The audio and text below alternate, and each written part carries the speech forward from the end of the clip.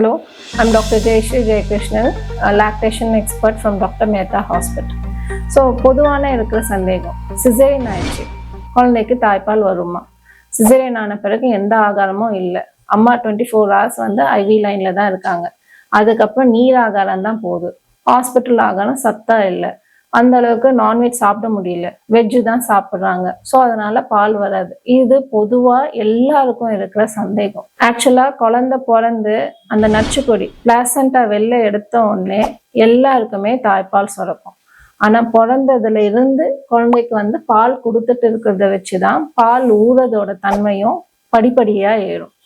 இங்கே டாக்டர் மேத்தா ஹாஸ்பிட்டலில் as a breast feeding friendly hospital ஒவ்வொரு மதரும் நார்மல் டெலிவரியோ சிசேரியனோ குழந்தை பிறந்த உடனே அரை மணி நேரத்துக்குள்ள குழந்தைய வந்து மார்பகத்தில் வச்சு குழந்தைய வந்து தாய்ப்பால் குடிக்க வச்சுட்டு அதுக்கப்புறம் தான் ரூம்ல ஷிஃப்ட் பண்றாங்க. அதுக்கப்புறம் ஒவ்வொரு அம்மாவையும் அவங்களோட அட்டெண்டர்ஸ்க்கும் எப்படி அந்த அம்மாவுக்கு ஹோல்ட் பண்ணி ஃபீட் பண்ண வைக்கணுன்றது அட்டெண்டர்ஸ்க்கு 24 hours ஏன்னா அவங்க தான் ஹெல்ப் பண்ணணும். அதுக்கப்புறம் தான் அம்மா வந்து அம்மாவுக்கு உட்கார வச்சு அம்மாவுக்கு சொல்லி கொடுக்குறோம்.